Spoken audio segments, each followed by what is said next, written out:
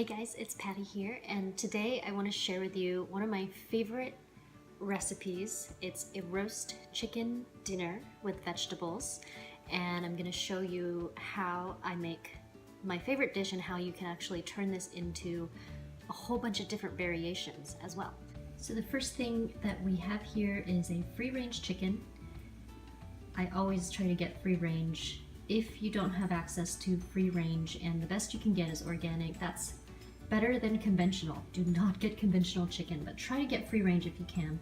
And my little secret to making this recipe super yummy is that this chicken was already rubbed with salt a couple hours ago and stuck back in the fridge. So if you rub your chicken with salt at least an hour before you cook it, it's going to be really nice and tender. And then here we have a whole bunch of organic vegetables. We've got a couple onions, we've got garlic, we've got celery, we've got a couple of carrots, and we've got some real sweet potatoes, Japanese sweet potatoes. So this is the kind of sweet potato that has lots of fiber. And yes, life after Candida, you can eat sweet potatoes. Listen to your gut though, you know, in the beginning, when I first started doing soups, I didn't have that. I had non-starchy vegetables. I would use Swiss chard. I wouldn't use too many carrots. And then we're gonna make a rub for the chicken, and I'll show you how to make that. And I'll also show you how you can interchange certain ingredients and turn it into a whole new dish. Okay, so to speed things up in this video, we have now already chopped the vegetables, and we added a little bit of coconut oil tonight for this dish, but if your body is not used to digesting coconut oil, you might want to use a little butter or some other type of oil instead. But we like to add a little extra oil because it just makes the veggies super yummy.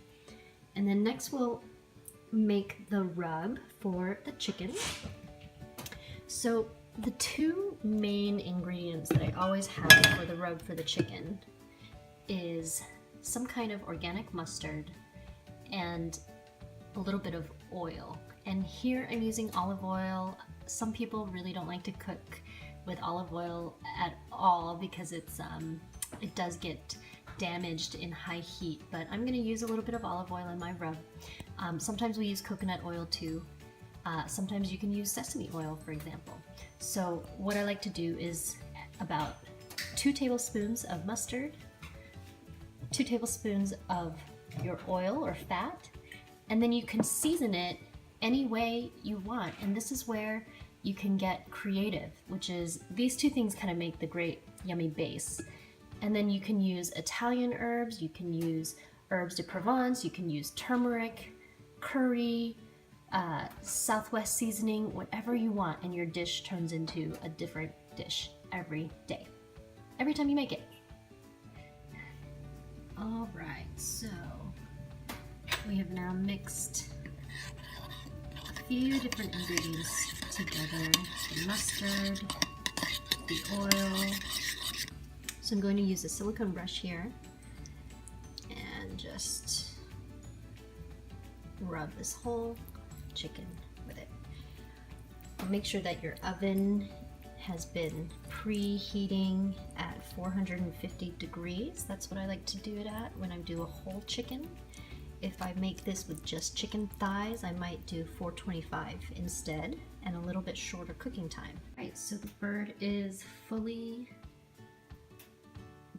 bathed in this marinade or herb rub, and we've tied up the feet here. Sometimes we actually truss the bird. You can YouTube how to truss a chicken if you'd like to go there. It helps the chicken cook a little more evenly.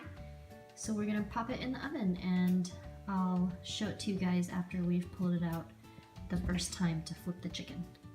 Okay, so 25 minutes in the oven, and I pulled it out, and it's already starting to brown and crisp on the top layer.